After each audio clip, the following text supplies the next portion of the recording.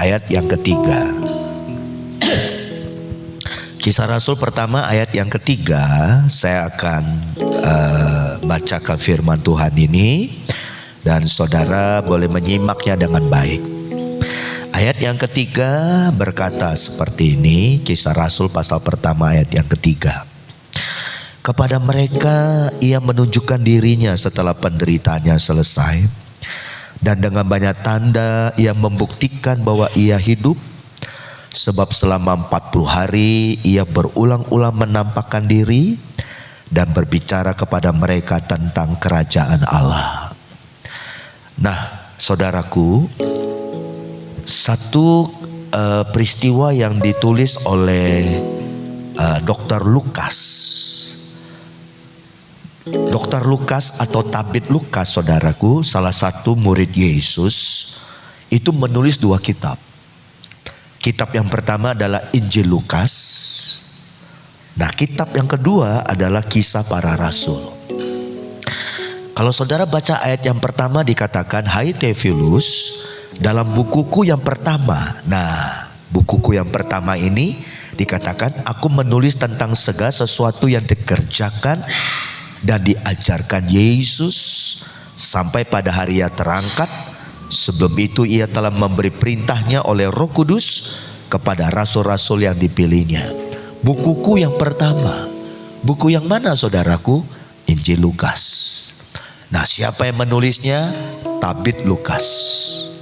Nah, Tabit Lukas atau Dr. Lukas ini adalah salah satu murid Tuhan Yesus.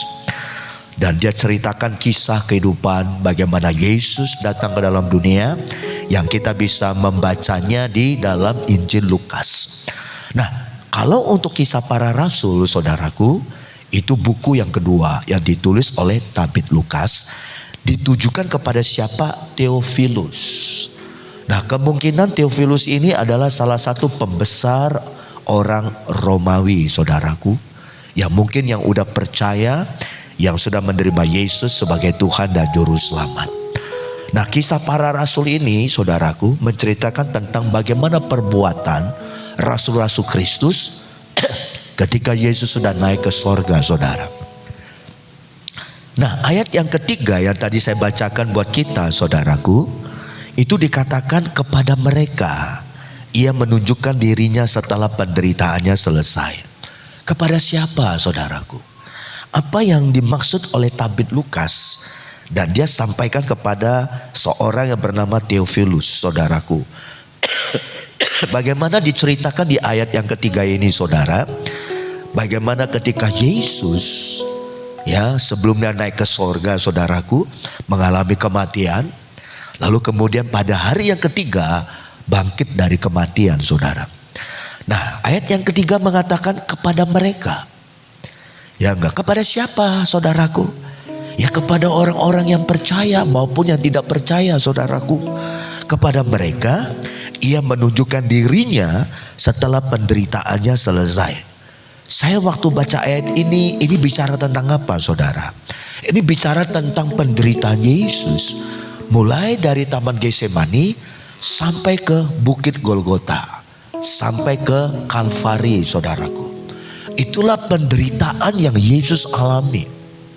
Dari mulai Taman Getsemani, saudaraku, saudara tahu bukan ceritanya bagaimana saya selalu katakan di Taman Getsemani lah Yesus bergumul sebanyak 3 kali, dan dia minta sama Bapa, jikalau boleh cawan ini lalu daripadaku, tapi bukan kehendakku yang jadi, melainkan kehendak Bapa yang jadi. Ini satu permohonan yang sangat luar biasa bagi kita secara pribadi, saudaraku. Nah, kembali kepada ayat ini, saudara, kepada mereka ia menunjukkan dirinya setelah penderitaannya selesai. Jadi sampai tuntas, saudaraku, penderitaan yang Yesus harus alami. Yang saya katakan dari mulai Taman Getsemani sampai Bukit Golgota. Dan itu selesai. Itu finish. Enggak, ibarat kata enggak setengah jalan, saudaraku. Ibarat kata kalau orang bikin kue enggak setengah jadi, saudara. Selesai. Finish. Ya, pengorbanan Yesus ya, untuk menebus dosa-dosa seluruh isi dunia, saudaraku. Kita ditebus bukan dengan barang yang fana, bukan dengan perak dan emas, tapi dengan darah yang sangat mahal. Bahkan dalam satu kitab Ibrani, saudaraku, ya. Coba ini satu tambahan ayat, ya. Kalau sempat Catherine bisa tampilkan di dalam Ibrani pasal yang ke-5 ayat yang ke-8. Saya akan bacakan. Ibrani pasal yang tiba-tiba saya ingat ayat ini, saudara. Ayat yang ke-8 Ibrani pasal yang ke-5. Dan sekalipun ia adalah anak, ia telah belajar taat dari apa yang telah dideritanya, saudaraku. Saudaraku, sekalipun dia adalah anak, sekalipun dia adalah pribadi Allah yang kedua yang datang menjadi manusia, dia belajar taat. Ya, sampai mana, saudaraku? Sampai di atas bukit Kalvari. Dan kalau saudara lihat minggu kemarin saya putar film The Passion of Christ, itu gak gampang, gak mudah, Bapak Ibu. Bagaimana Yesus dianiaya, bagaimana Yesus dicambuk, dimahkotakan duri, saudaraku. Dia harus pikul salibnya sendiri, dan notabene salibnya itu sangat berat, saudaraku. Ya, jangankan Yesus yang dalam keadaan seluruh tubuhnya remuk, kita yang sehat aja pun belum tentu bisa pikul beratnya salib tersebut, saudara. Dan itu Yesus lewati, saudara. Dipakukan tangannya, ditusuk lambungnya, ditusuk kakinya, saudaraku. Tergantung antara langit dan bumi, saudaraku. Ya, mengalami degradasi, kehilangan darah, saudaraku. Dan itu, penyaliban itu adalah hukuman mati yang sangat sangat kejam pada saat itu, saudara. Dan itu semua selesai. Dan kalau saudara baca di dalam ayat yang ketiga Kisah Rasul pasal yang pertama ini, menunjukkan dirinya setelah penderitaannya selesai. Kalau saudara, bagaimana penyertaan kita, pengiringan kita kepada Tuhan? Ada saat mungkin Tuhan izinkan saudara dilimpahi dengan berkat, tapi mungkin ada saatnya, ada waktu Tuhan izinkan tantangan dan masalah yang kita harus alami. Kira-kira kita bisa setia enggak? Taat enggak? Selesai enggak apa yang Tuhan izinkan untuk kita hadapi itu semua, saudara? Kita belajar dari Yesus. Dalam sisi kemanusiaannya, saudaraku, dia selesaikan itu semua. Walaupun dengan nyawa, dengan darah yang sangat mahal. Bapak Ibu, kalau Yesaya mengatakan menubuatkan rupa anak manusia itu, saudaraku, yaitu Yesus yang datang ke dalam dunia, itu rupanya udah hancur lebur. Enggak seperti manusia lagi, saudara. Yang selalu saya pernah katakan, foto-foto, gambar-gambar Tuhan Yesus disalibkan, itu masih bagus, Bapak Ibu. Ibarat kata kalau aslinya, seandainya kalau Tuhan izinkan kita hadir saat itu, mungkin kita nggak sanggup melihat, memandang wajah Tuhan saat itu. Remuk, saudaraku, hancur, dimahkotakan duri, saudaraku. Sekujur badannya mengeluarkan darah, tetesan darah, darah yang suci, darah yang kudus yang jatuh ke atas tanah. Darah itulah yang menebus dosa dan salah kita, saudara. Selesai, saudaraku. Dia tunjukkan dirinya. Selesai penderitaannya. Lalu kemudian ayat selanjutnya berkata apa, saudara? Dengan banyak tanda ia membuktikan bahwa ia hidup. Jadi saudaraku, dengan banyak tanda, bukan hanya satu tanda, saudaraku. Ya, ada banyak orang-orang di luar sana yang mereka nggak percaya kalau Tuhan Yesus sudah bangkit dari kematian. Bahkan sengaja, saudaraku, imam-imam kepala saat itu, kalau saudara baca di dalam Injil Markus, dia sogok itu tentara-tentara Romawi yang menjaga kubur Yesus. Ketika mereka melihat dua malaikat Allah sorga, dua malaikat Tuhan turun dari sorga, lalu membukakan itu batu penutup lubang pintu kubur. Dan mereka menyaksikan, saudaraku, dua makhluk sorgawi itu, bagaimana Yesus bangkit dari kematian, saudara.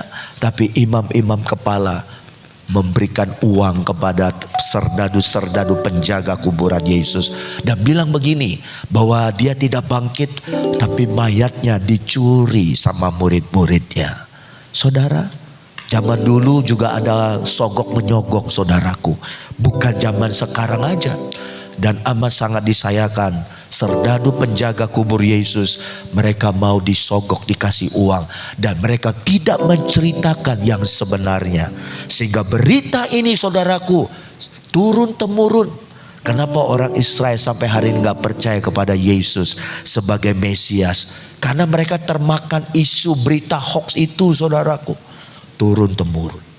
Oh, Yesus gak bangkit, mayatnya dicuri sama murid-muridnya. Dan berita itu sampai sekarang.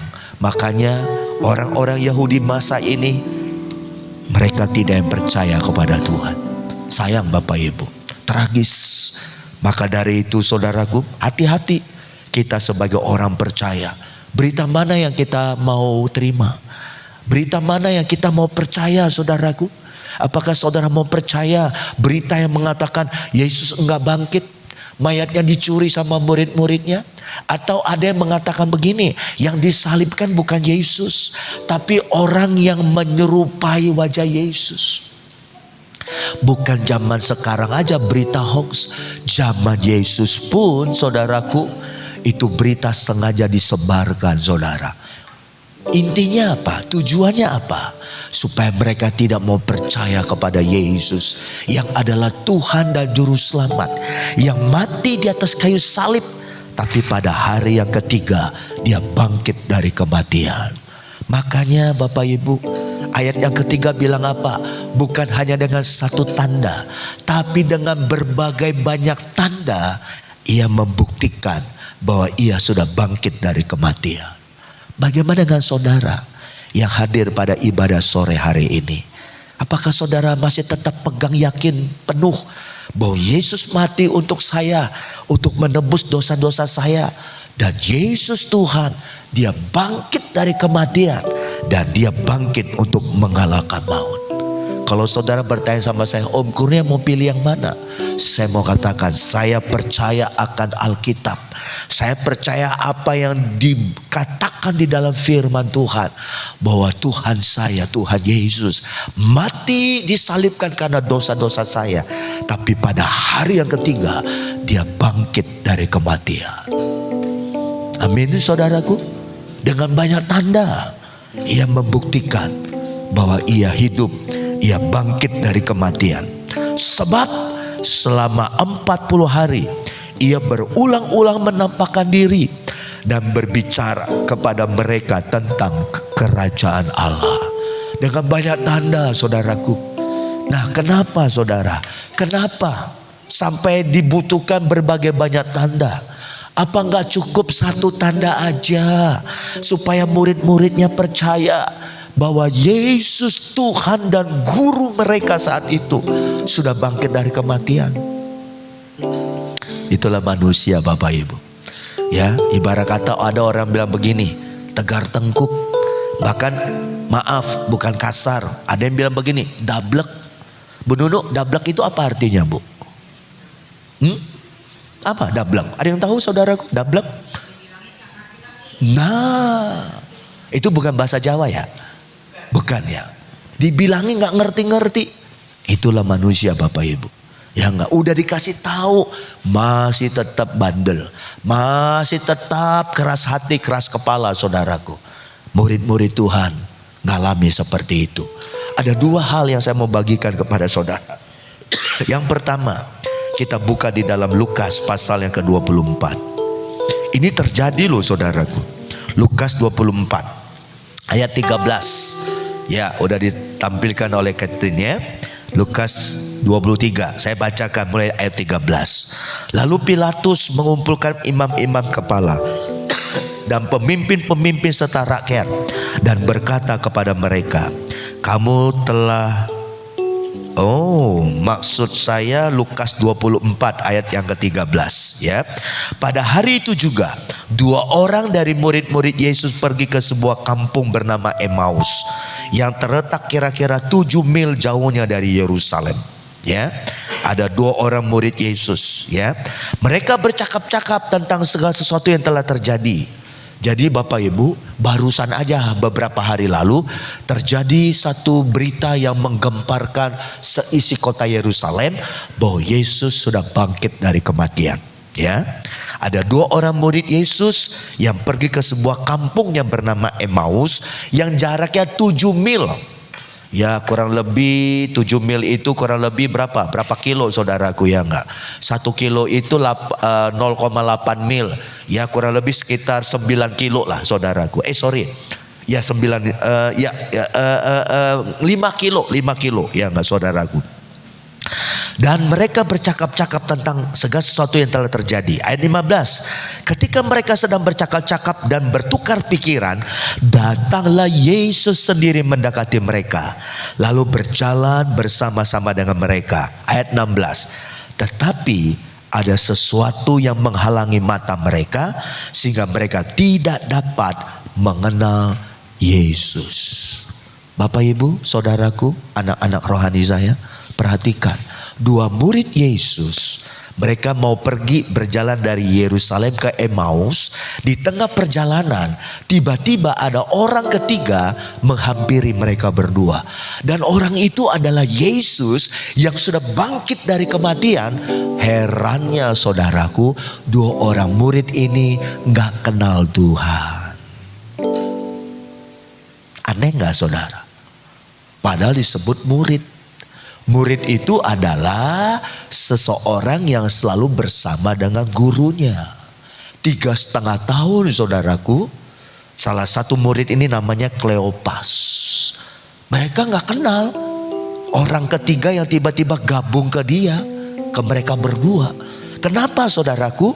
Ayat 16 bilang begini, ada sesuatu yang menghalangi mata mereka sehingga mereka tidak dapat mengenal Yesus yang sudah bangkit dari kematian.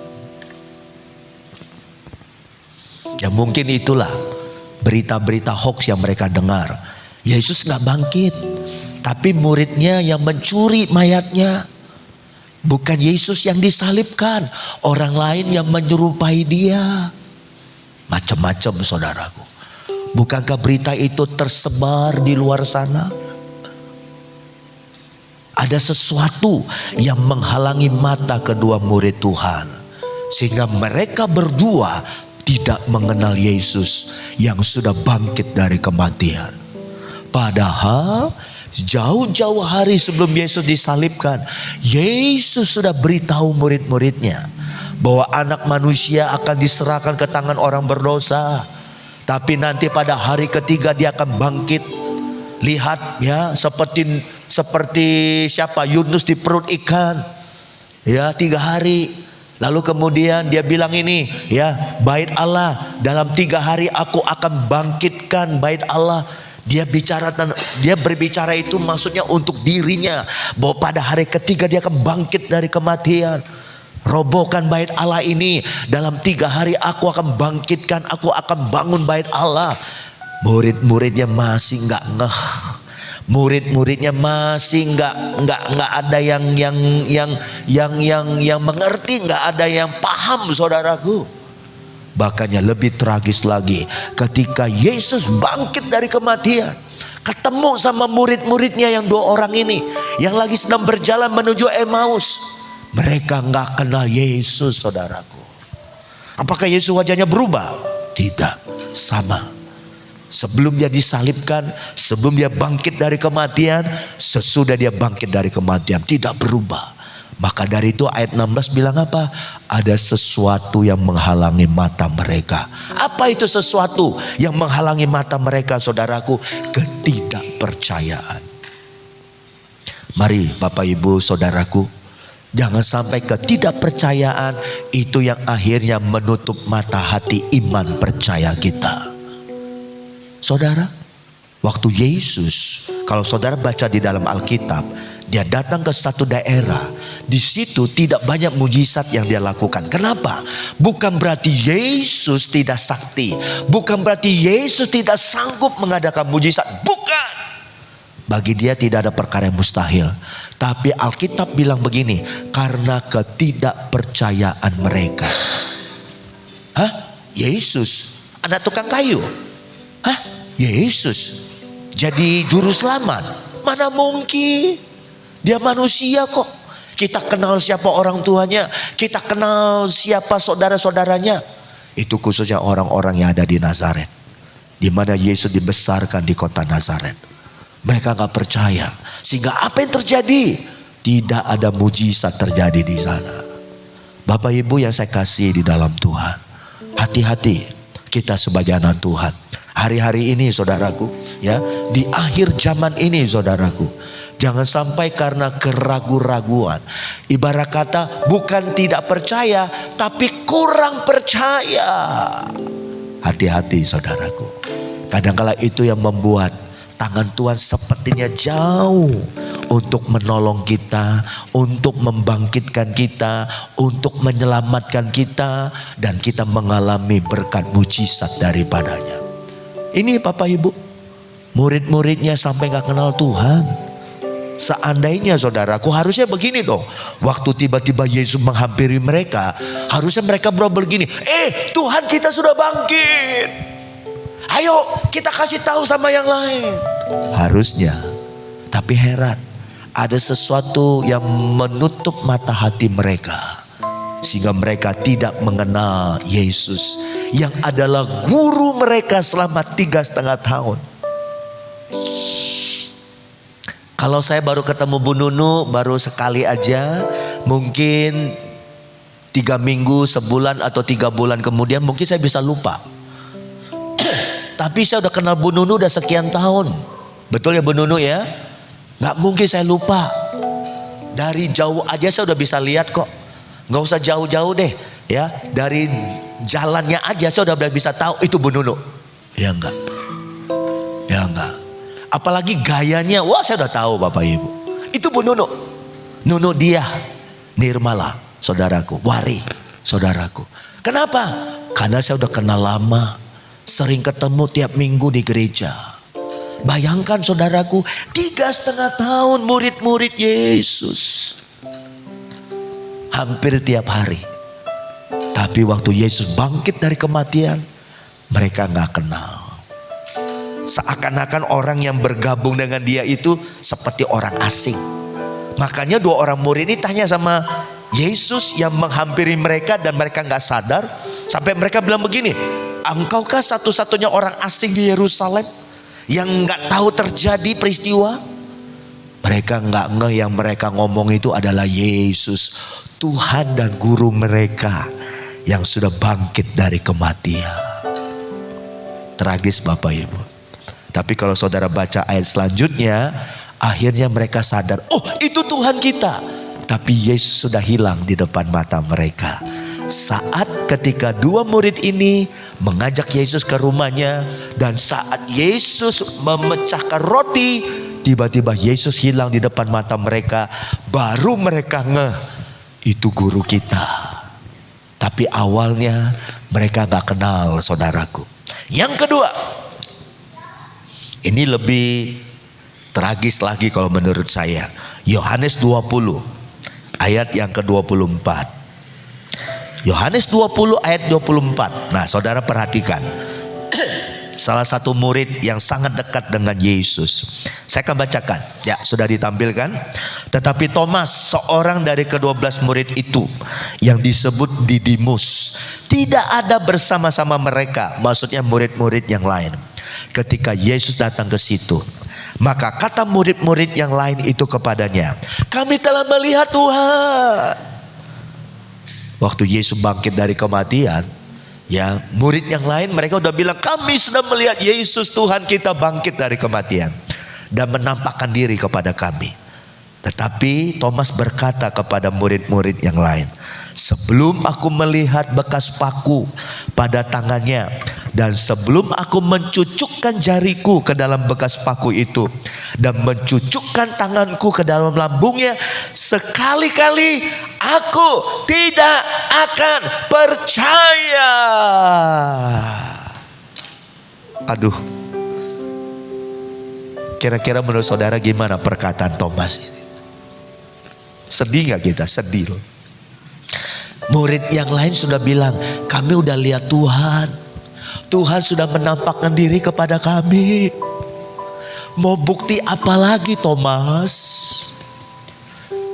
Tapi Thomas ibarat kata sampai dia bersumpah, ya kan? Sebelum aku melihat bekas lubang di tangannya. Rupanya saat Yesus disalibkan, Thomas lihat ada lubang paku di kedua tangan Yesus. Sebelum aku mencucukkan ujungku ke lambungnya. Jadi Thomas lihat ada salah satu serdadu Romawi bawa tombak, ditancap itu lambungnya Yesus. Keluar air dan darah. Dia saksi hidup. Makanya dia bisa bilang, sebelum aku mencucukkan ujung jariku ke lambungnya. Dan dia bilang apa saudaraku? Sebelum aku mencucukkan, sebelum aku melihat bekas paku pada tangannya, sebelum aku mencucukkan jariku ke dalam bekas paku itu. Bayangin saudaraku. Jadi Thomas itu dia bukan hanya pengen lihat bukti, tapi dia mau memasukkan ujung jarinya ke lubang bekas paku yang menancap di tangannya Tuhan Yesus. Bahkan kalimat terakhir bilang apa? Mencucukkan tanganku ke dalam lambungnya. Thomas lihat saat lambung Yesus ditusuk sama serdadu Romawi saat itu. Dan sebelum itu dia lihat tanda itu. Dia bilang apa saudaraku? Sekali-kali aku tidak akan percaya. Maksudnya apa saudara? Thomas bilang begini, Tuhan gak bangkit. Enggak. Sebelum aku lihat tanda lubang itu, bekas paku di tangannya. Enggak.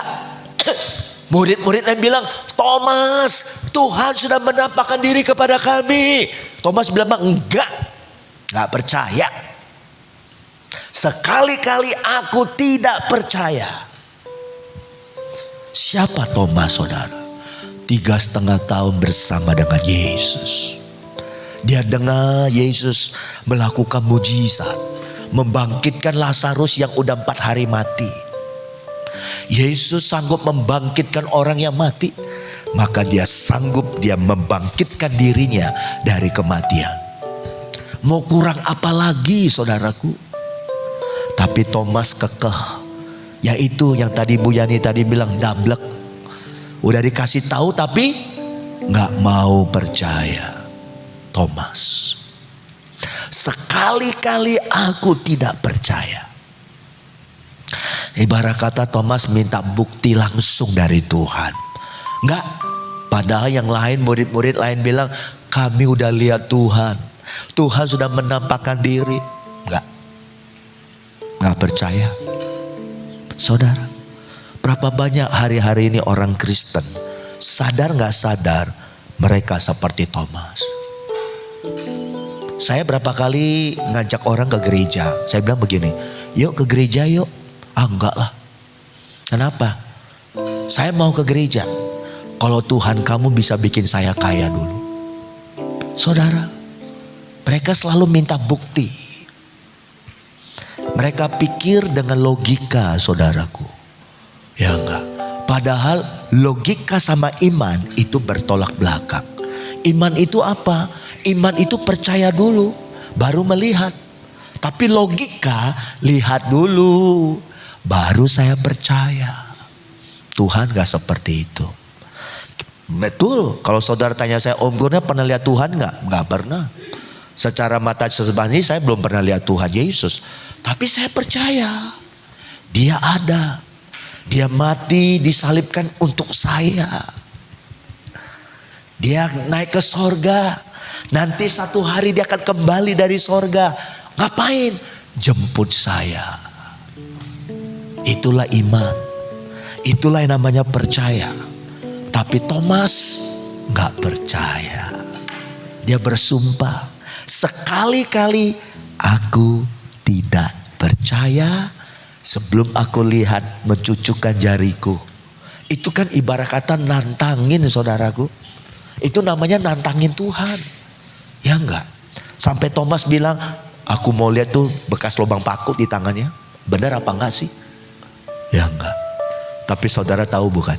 Tahu tidak? Waktu Thomas ngomong begitu, Yesus tidak hadir di dalam ruangan itu. Tapi Yesus tahu. Dalam satu pertemuan di mana murid-murid semua berkumpul di satu ruangan, tiba-tiba Yesus, kalau saudara baca kalimat ayat selanjutnya, tiba-tiba Yesus nongol, muncul di depan mereka semua. Langsung Yesus datangi Thomas. Langsung dia buka tangannya, langsung dia buka jubahnya, langsung dia berkata, Thomas, mana jarimu?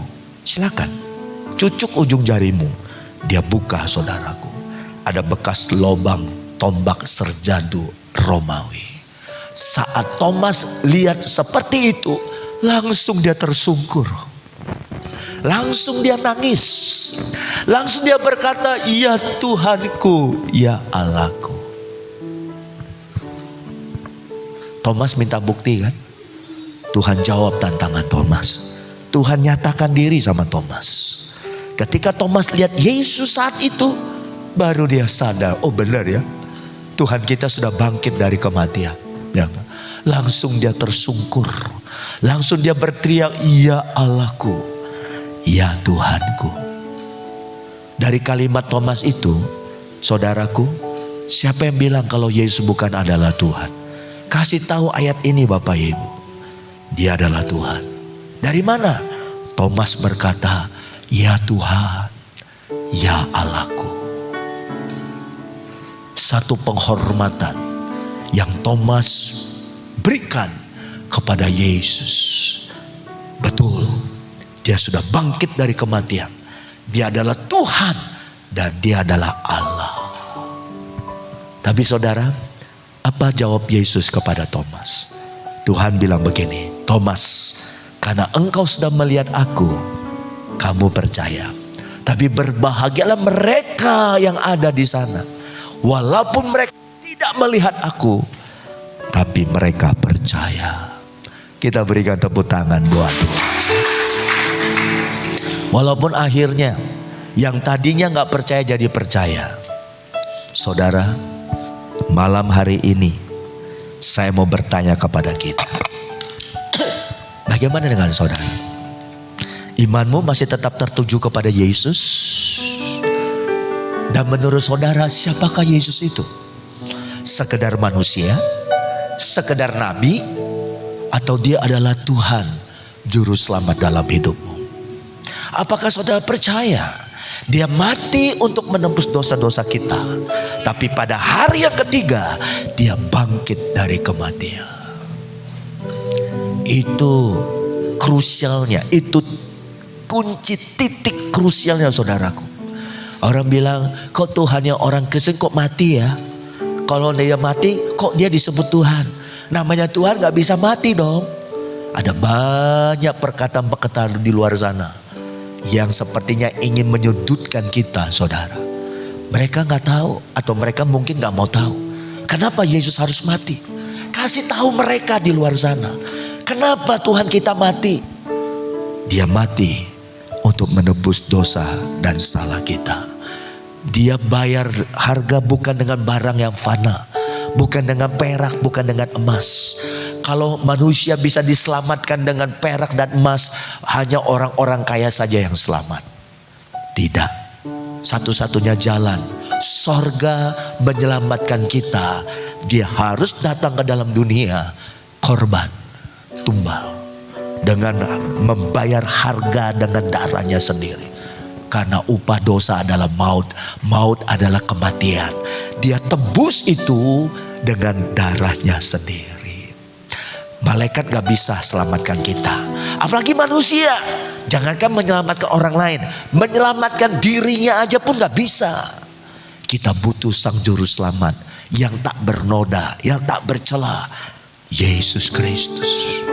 Dia datang ke dalam dunia, dia mati disalibkan. Tapi saudaraku, itu bukan akhir dari segala-galanya. Kasih tahu sama mereka di luar sana. Kamu mau tahu gak? Betul, Tuhan kami mati. Tapi kamu mau tahu gak? 3 hari kemudian dia bangkit dari kematian. dia kalahkan maut. Kubur kosong membuktikan dia hidup. Dia kalahkan, dia rebut kunci alam maut. Dia bangkit dari kematian sebagai yang sulung. Artinya apa? Artinya kami tidak menyembah Tuhan yang mati.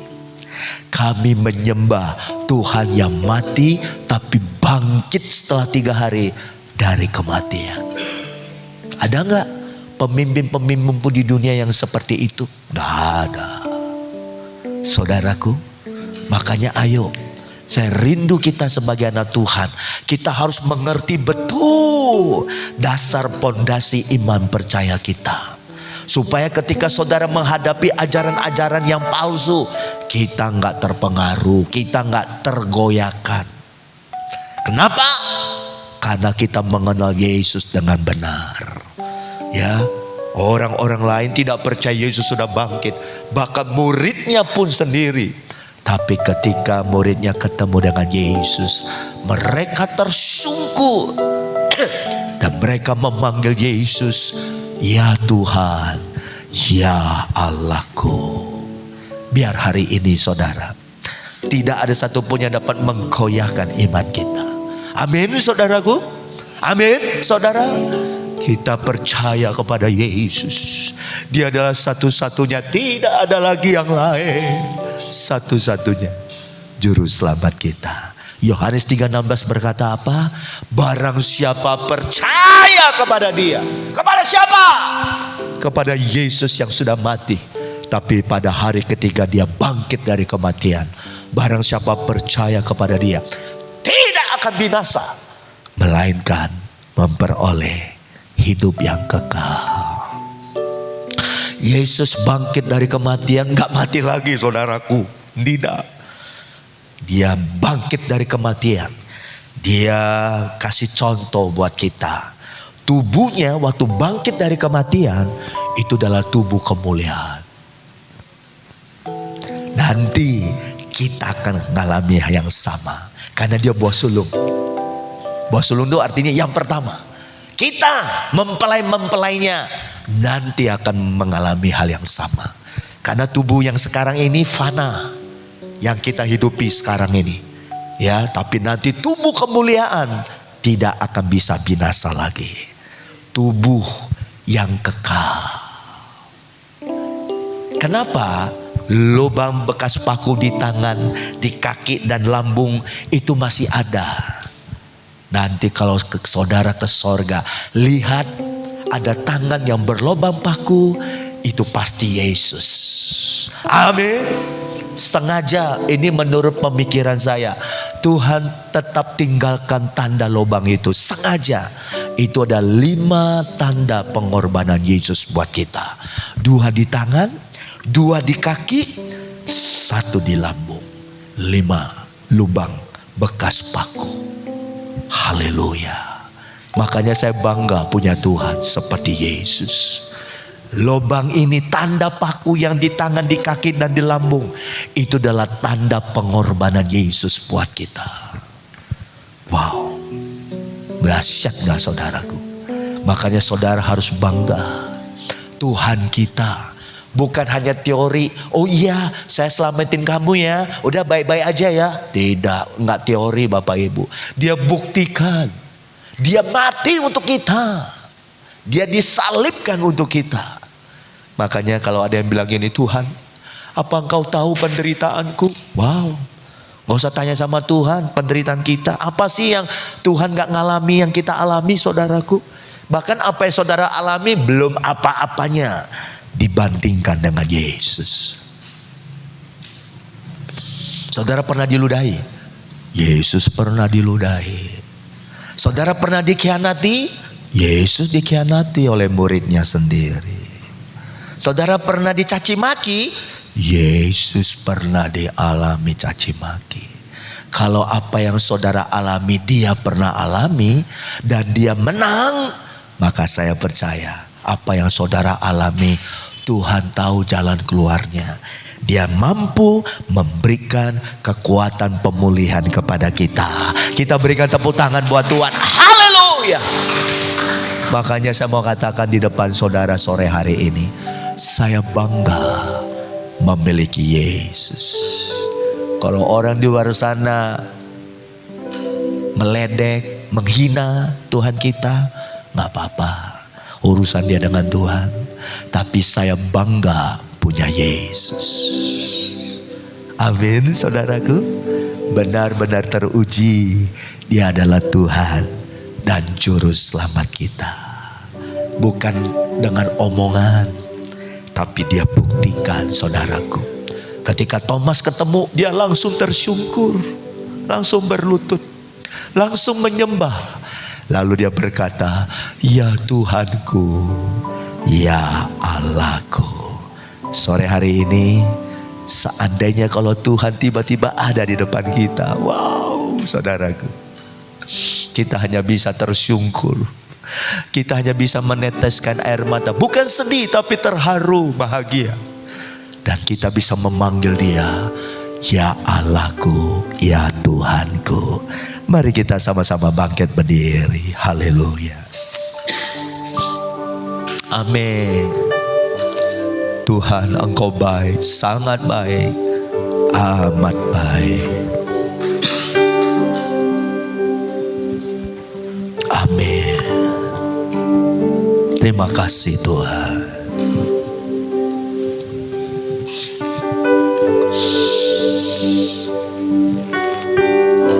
Nyanyikan pujian, ku mau cinta Yesus. Ya Aba, ya Bapa. Saya senang sekali pujian ini, saudara. Sebagaimana Yesus mengasihi kita, Dia buktikan cinta kasih-Nya kepada kita. Ada tanda 5 lubang, bekas lubang paku, 2 di tangan, 2 di kaki, dan 1 di lambung. Itulah tanda cinta kasih Tuhan. Buat siapa? Untuk siapa? Untuk kita. Ku mau cinta Yesus selamanya. Cinta Yesus selamanya. Haleluya.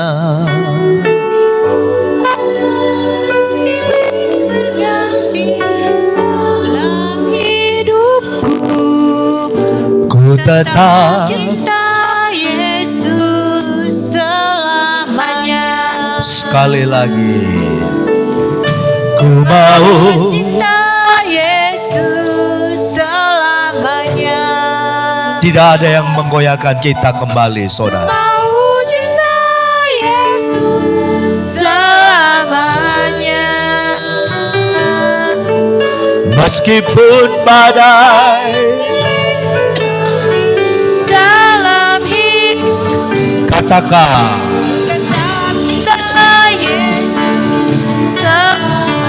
panggil Dia, ya Aba, Bapa.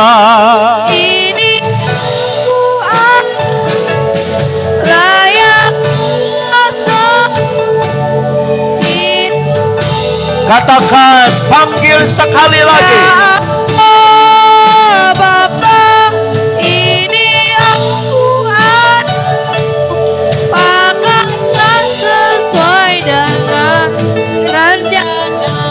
Yang wanita nyanyikan pujian ini, yang pria engkau berdiam diri dan berdoa di hati. Ku cinta Yesus selamanya. Roh Kudus,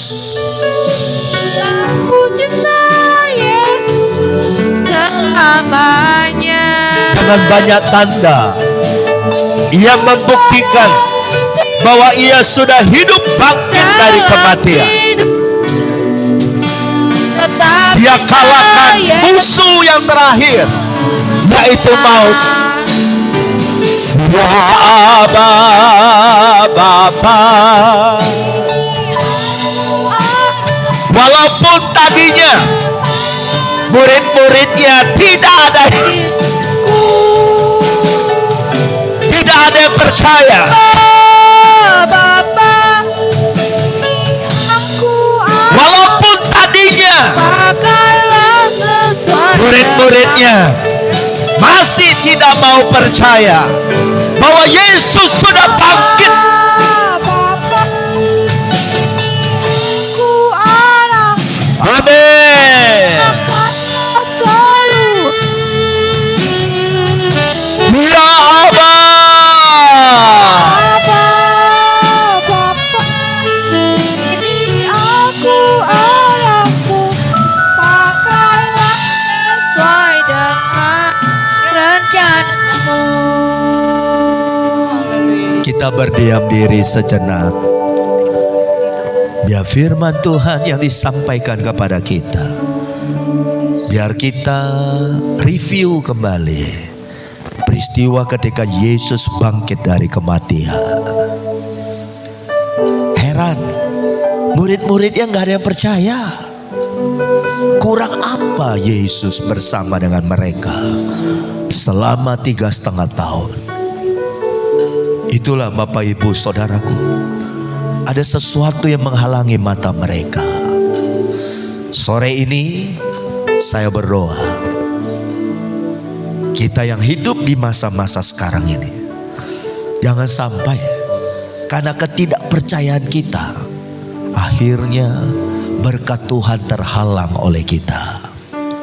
Mari singkirkan ketidakpercayaan itu, cabut selubung itu, supaya saudara yang tadinya kurang percaya, saudara berubah menjadi percaya. Yesus berkata, berbahagialah mereka walaupun tidak melihat, namun mereka percaya. Siapakah mereka itu? Saudara dan sayalah orangnya. Walaupun kita belum melihat Yesus secara fisik jasmani, tapi apabila saudara percaya, dia mati untuk kita, tapi dia bangkit juga untuk kita. Dia memberikan kehidupan yang kekal bagi barang siapa yang percaya, setia sampai akhir. Mari angkat kedua tanganmu, katakan ya Aba, ya Bapa, ya Aba, Bapa. Ini aku anak. Inilah pondasi iman kita, saudaraku. Inilah dasar yang teguh iman kita. Jangan sampai digoyahkan dengan apapun. Haleluya.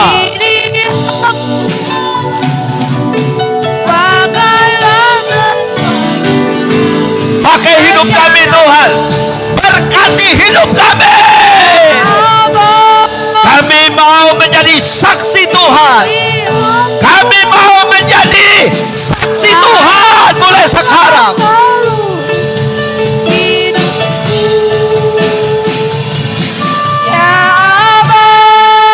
Bapa, Ini aku anak.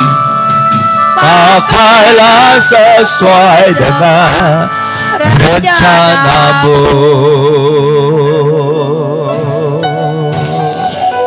Mari taruh tangan kananmu di dada. Saya akan berdoa buat saudara. Sebelum saya doakan, nyanyikan pujian ini kembali dari awal dengan lembut. Ku mau cinta Yesus Selamanya. sambil kita taruh tangan kanan kita di dada kita.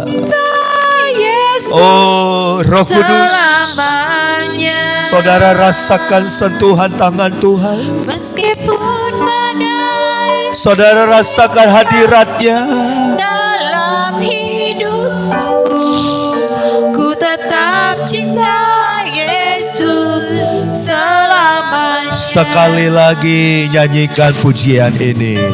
Mau cinta Yesus Bukan sehari, selamanya. bukan sebulan, bukan setahun, Ku mau tapi selamanya.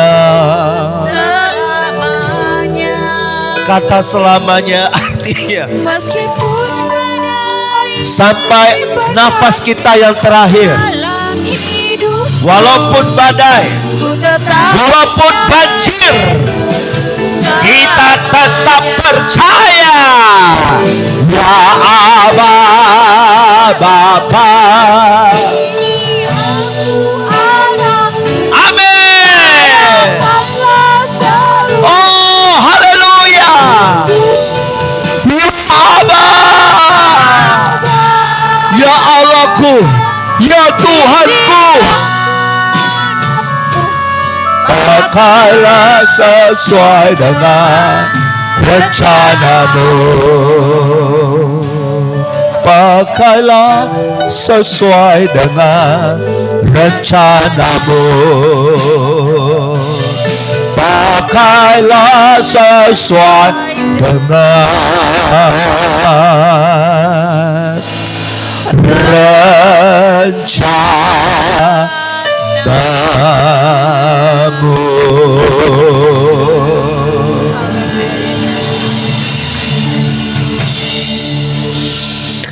Mari tetap taruh tangan kananmu di dada. Saya akan doakan buat saudara. Terima kasih Tuhan Yesus untuk kebenaran firman-Mu pada sore hari ini. Tuhan, jadikan kami saksi-Mu yang hidup.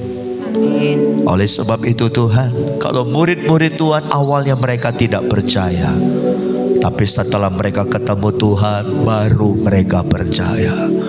Berbahagialah. Walaupun kami tidak melihat, tapi kami percaya.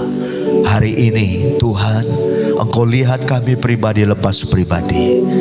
Kebenaran firman-Mu yang kami dengar sore hari ini, maka kami mengambil keputusan. Kami percaya bahwa Yesus Tuhan dan Juru Selamat hidup kami telah mati bagi kami, dan hari ketiga Engkau bangkit dari kematian. Terima kasih Tuhan. Dan kami yang hadir sore hari ini, kami akan menjadi saksi Tuhan yang hidup. Kami akan beritahukan kepada orang-orang yang ada di luar sana bahwa Tuhan kami bukan hanya mati, tapi Dia bangkit dan Dia memberikan kehidupan, memberikan keselamatan dan kehidupan yang kekal bagi barang siapa yang mau percaya menerima Dia. Terima kasih Tuhan. Bahkan ini akan kami sampaikan kepada anak cucu kami, supaya mereka percaya seperti kami percaya. Karena keselamatan hanya ada di dalam Tuhan Yesus. Tidak ada seorang pun yang sampai ke sorga tanpa melalui Yesus. Salib adalah jembatan emas buat kami ya Tuhan. Satu-satunya, tidak ada yang lain di bawah kolong langit ini yang olehnya kami dapat diselamatkan. Terima kasih Tuhan. Kami dapat berkata malam ini, kami bangga memiliki Yesus.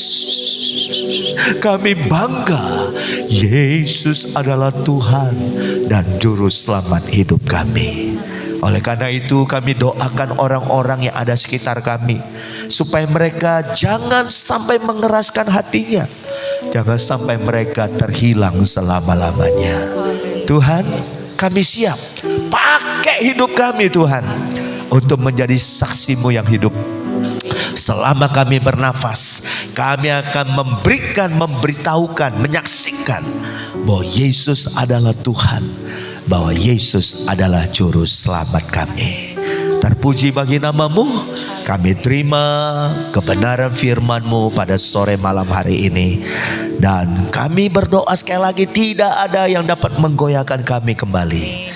Karena kami tahu keselamatan hanya ada di dalam Engkau. Dalam nama Tuhan Yesus, saudaraku dijamah oleh Tuhan saat ini.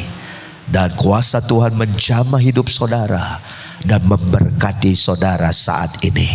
Dalam nama Tuhan Yesus, bersama-sama kita katakan amin. Silakan duduk saudaraku.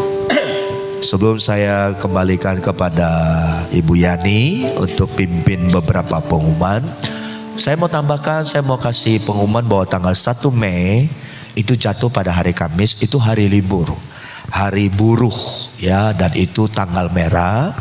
dan gereja akan mengadakan doa puasa. Nah, jam berapa? Mulai jam 4 sore. Jadi saya mengundang Bapak Ibu hadir ya. Kita akan kumpul di lantai bawah. Kita akan doa terobosan. Waktunya yang biasa jam setengah malam, kita majuin ke jam 4 sore. Dan Bapak Ibu, saya harapkan kita belajar puasa. Ya, dari pagi nggak makan dan minum sampai saudara kuatnya sampai jam berapa. Kalau saudara kuat sampai jam 4 sore, puji Tuhan, bersama dengan saya dan yang lainnya kita akan hadir dalam doa terobosan dengan disertai puasa bersama. Lalu kita akan buka sama-sama di gereja, ya. Ya mungkin apakah kacang hijau, apa mungkin bubur, kita nggak tahu. Nanti biar nanti ada tim koordinator doa yang siapin itu. Nah, saya mengundang saudara hadir tanggal 1 Mei hari Kamis, itu hari libur, mulai jam 4 sore. Kita mau doa bersama-sama di gereja. Amin saudaraku. Baik, selamat malam, Tuhan Yesus berkati. Haleluya. Terima kasih buat Bapak Gembala yang sudah menyampaikan firman Tuhan, yang semakin menguatkan iman percaya kita bahwa Tuhan Yesus kita ada dan sangat luar biasa. Amin. Warta untuk minggu ini, silakan Catherine. Nah, setiap hari Minggu ada ibadah jam 8 pagi sama jam 5 sore. Jadi ada ibadah 2 kali ya Bapak Ibu yang terkasih. Yang pertama di jam 8 pagi dan yang kedua di jam 5 sore. Bagi Bapak Ibu yang tidak sempat ibadah pagi bisa datang ke ibadah sore. Yang penting tetap harus ibadah ya. Nah, terus doa puasa dan terobosan yang tadi disampaikan oleh Bapak Gembala itu akan diadakan Kamis tanggal 1 Mei pukul 4 sore. Bapak Ibu yang terkasih, pernah puasa enggak? Siapa yang pernah puasa? Boleh angkat tangan. Nah, rata-rata kita udah pernah puasa ya. Yang belum pernah puasa, mari sama-sama kita belajar untuk berpuasa. Kalau kita niat, pasti bisa ya. Yang penting niat dulu nih. Kalau nggak niat ya pasti nggak bisa ya Bapak Ibu yang terkasih ya. Jangan lupa ditunggu kehadirannya tanggal 1 Mei pukul 4 sore ya. Nanti kita berbuka bersama di tempat ini. Next. Ibadah kaum wanita setiap hari Selasa akan diadakan via Zoom, dan untuk link Zoom-nya bisa menghubungi Ibu Vera atau Ibu Nunu. Ibadah kaum wanita setiap hari Selasa itu akan dilakukan di pukul 19.30, setengah 8 malam. Bagi ibu-ibu yang rindu ingin ikut bergabung, ditunggu kehadirannya di Zoom ya, bukan di gereja tapi via Zoom. Next. Ibadah kaum pria akan diadakan tanggal 2 Mei hari Jumat pukul 19, pukul 7 malam. Nah, untuk ibadah kaum pria bisa menghubungi ke Bapak Willy. Next. Ibadah Youth Next Gen setiap hari Sabtu akan dilakukan pada pukul 7 malam. Nah, bagi Bapak Ibu yang punya anak-anak remaja yang mau ikut youth, boleh menghubungi Saudara Timotius dan Saudari Rika. Next. Philadelphia Kids setiap hari Minggu akan diadakan pukul 10.30 setelah ibadah pertama selesai.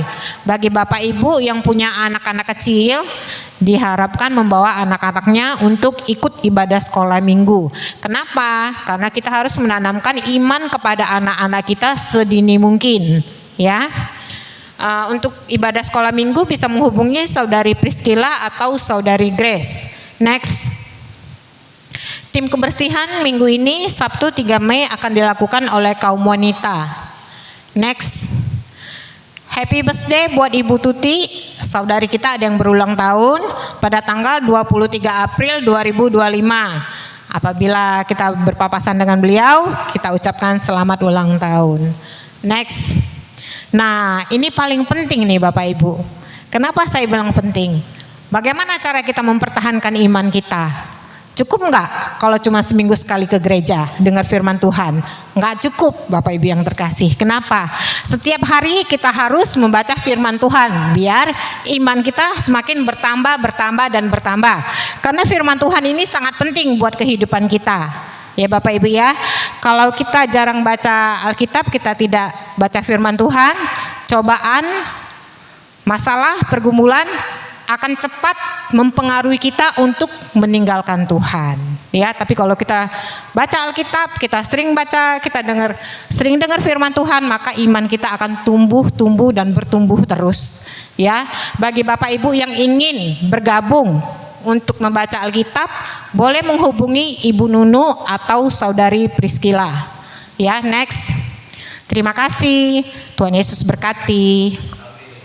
Nah, sekarang tiba saatnya kita akan memberikan yang terbaik buat Tuhan. Saya minta Saudari Diana untuk doa persembahan. Mari kita berdoa. Terima kasih Tuhan, inilah ucapan syukur kami Tuhan atas seminggu kemarin yang telah kami terima Tuhan. Dalam berkati Tuhan setiap kami juga Tuhan di seminggu berikutnya ya Bapak, biarlah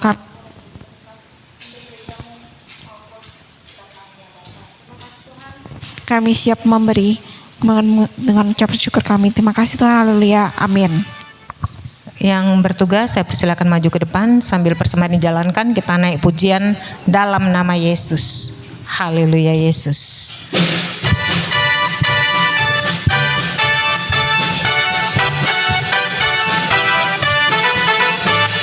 Dalam nama Yesus, dalam nama Yesus ada kemenangan. Dalam nama Yesus, dalam nama Yesus iblis dikalahkan. Dalam nama Tuhan Yesus siapa dapat melawan? Dalam nama Tuhan Yesus ada kemenangan.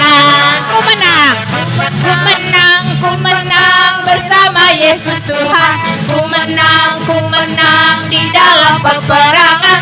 Ku menang atas segala setan. Haleluya, haleluya, ku menang. Haleluya, dia bangkit. Haleluya, dia hidup.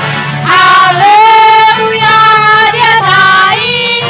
Roh Kudus turun. Dalam nama Yesus, dalam nama Yesus ada kemenangan. Haleluya. Dalam nama Yesus, dalam nama Yesus iblis dikalahkan.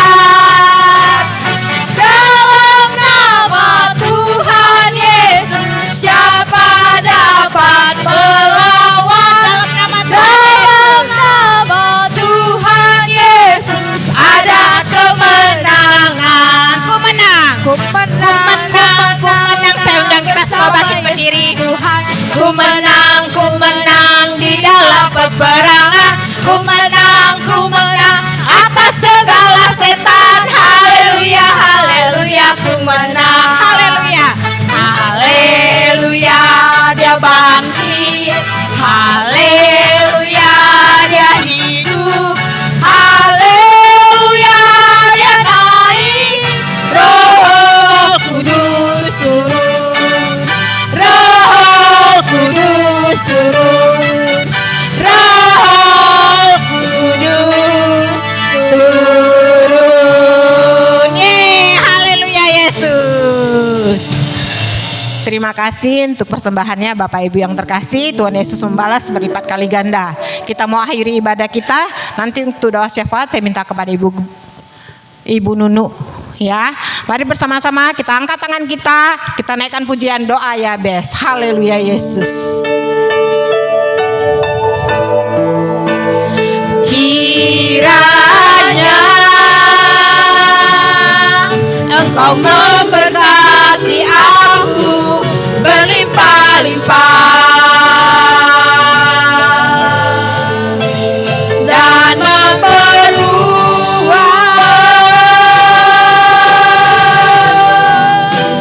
daerahku. Dan kiranya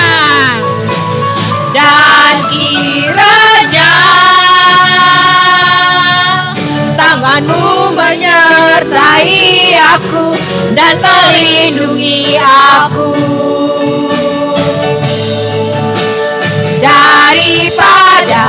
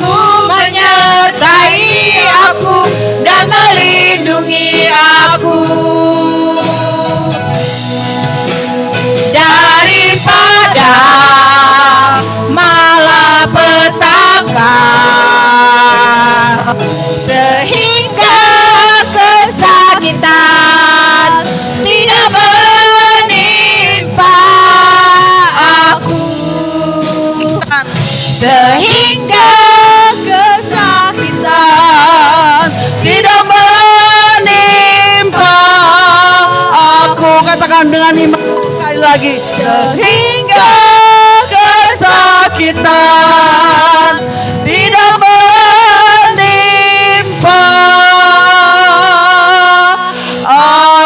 aku. Beri kemuliaan bagi Allah kita. Haleluya. Sungguh Engkau Allah yang hidup, Engkau Allah yang berkuasa. Terima kasih Tuhan untuk firman-Mu pada malam hari ini. Kembali Engkau teguhkan kami, iman kami Bapa, sehingga kami Tuhan jauhkan dari kami yang kurang percaya ini Bapa. Bulatkan iman kami Tuhan. Kami percaya akan kematian-Mu, kami percaya akan kebangkitan-Mu, dan kami percaya Engkau naik dan Engkau akan turun ke dunia menjemput setiap kami Bapa. Terima kasih Tuhan, terima kasih. Saat ini kami mendoakan untuk Indonesia Bapa. Engkau ampuni Indonesia Bapa. Engkau berkati Indonesia Bapa. Engkau jauhkan dari setiap malpraktek Tuhan, bahkan yang manipulasi keuangan Bapak. Oh Yesus, Engkau mengetahui Tuhan setiap orang-orang ini Tuhan yang mempergunakan kesempatannya ya Tuhan untuk memperkaya dirinya Tuhan. Biarlah Engkau mau hancurkan setiap niat jahat itu Bapak. Engkau ingatkan mereka Bapak bahwa itu adalah tidak baik, dan mereka boleh Tuhan memberikan dedikasi hidupnya untuk Indonesia Bapak. Engkau hancurkan semua bagian-bagian yang untuk memperkaya dirinya sendiri. Biarlah Indonesia boleh maju Bapak, boleh berkembang, dan Indonesia boleh menyembahkan Engkau ya Bapak Allah yang hidup. Terima kasih Tuhan, terima kasih. Kami juga mendoakan untuk jemaat-Mu di Philadelphia ini Tuhan, jemaat-Mu yang sedang berusaha, jemaat-Mu yang sedang bekerja, yang sekolah dan yang sedang kuliah Bapak. Dimanapun jemaat-Mu berada Bapak, Engkau memberkati mereka satu persatu. Jadikan Tuhan semua usaha, pekerjaan, pendidikannya boleh berhasil ya Bapak, sehingga nama-Mu saja yang dimuliakan. Dan juga Tuhan, Engkau pulihkan setiap keluarga yang ada di Philadelphia ini, mulai dari para suami, istri sampai dengan anak-anak. Berikan kami kesatuan hati untuk melayani-Mu. Berikan kami kesatuan hati untuk menyembah dan memuliakan nama-Mu Bapa. Dan kami juga mendoakan untuk jemaat-Mu yang sedang sakit Bapa, dimanapun mereka berada. Engkau jamah setiap mereka Bapa, dari ujung kepala hingga ujung kakinya Tuhan. Engkau sembuhkan di dalam nama Yesus. Yang lemah Engkau kuatkan ya Tuhan, yang sedang susah Engkau berikan jalan keluar ya Tuhan. Dan kami percaya Engkau Allah yang tidak akan tinggal diam. Engkau Allah yang akan segera memberikan kami kekuatan yang baru. Terima kasih Tuhan, terima kasih, karena Engkau adalah tabib dan penyembuh kami satu-satunya Bapa. Karena itu kami percaya tidak ada yang mustahil bagi-Mu Bapa. Kami juga berdoa untuk Bapak Gembala dan Ibu Gembala kami Tuhan, dimanapun beliau melakukan pekerjaan ini ya Tuhan. Biarlah kuasa-Mu menyertai Tuhan setiap langkahnya Bapa. Berikan hikmat, berikan urapan yang baru setiap kali, bahkan kekuatan yang baru. Oh Tuhan, kesehatan yang baru ya Bapa, sukacita yang baru ya Bapa. Dan kami percaya Tuhan akan banyak jiwa-jiwa yang akan diselamatkan melalui pelayanan Bapak dan Ibu Gembala kami. Dan kami juga mendoakan untuk kedua anaknya, itu Amo dengan Priscilla ya Tuhan. Pakai kedua anak ini untuk mencintai-Mu lebih lagi ya Bapak. Bersungguh-sungguh bahkan ya mereka dimanapun mereka berada, Engkau senantiasa menyertai dan melindungi. Berikan yang terbaik pada mereka ya Bapak. Dan mereka adalah calon-calon generasi yang terbaik ya Bapak. Engkau sendiri yang akan mengurapi kedua anak ini. Dan kami juga mendoakan ya Tuhan, misi visi gereja kami, apa yang kami butuhkan di gereja ini Tuhan, banyak yang akan kami butuhkan. Kau mengetahui Bapa. Engkau berkati tangan-tangan kami semua Tuhan, sehingga kami sanggup untuk saling menopang, untuk mencukupi Tuhan, untuk bersama-sama Tuhan, sehingga kebutuhan akan gereja-Mu ini lengkap sudah ya Bapa. Terima kasih Tuhan, terima kasih Engkau melihat setiap keberadaan kami ya pada saat ini Tuhan. Kami yang kurang tidak ada pekerjaan Tuhan, Kau berikan pekerjaan yang terbaik. Kami yang kurang bahagia, Engkau berikan kebahagiaan yang sejati darimu. Kami yang kurang sukacita, Engkau berikan sukacita yang baru. Terima kasih Bapa, sehingga namamu saja yang ditinggikan dan dimuliakan. Terima kasih Tuhan, terima kasih. Kami serahkan hari ini dan masa depan kami di dalam tangan-Mu. Engkau berdaulat atas hidup kami. Di dalam nama Tuhan Yesus kami berdoa. Bapak Ibu, mari kita angkat kedua tangan kita sebelum kita pulang. Demikianlah sabda Tuhan sebelum kita pulang ke rumah kita masing-masing. Terima berkat dari Allah Bapa, Allah Anak, Allah Roh Kudus. Berkat dari Tuhan Yesus turun kepada kita pribadi lepas pribadi. 1 minggu ke depan, apa yang kita makan, minum, pakai, Tuhan cukupkan. Bahkan Tuhan lebihkan. Bahkan saudara bisa menabung di dalam tabungan saudara. Dan 1 minggu ke depan, Tuhan kirim malaikatnya dengan pedang berapi, menjaga, melindungi kita. Dijauhkan dari segala macam mara bahaya, musibah, kecelakaan, atau niat jahat orang tertentu. Dihalau dari kehidupanmu, dari hadapanmu, dalam nama Yesus.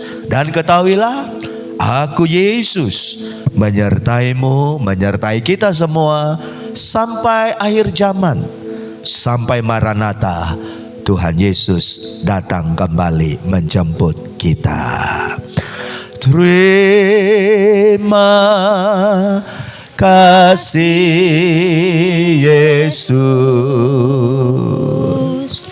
Terima kasih Yesus.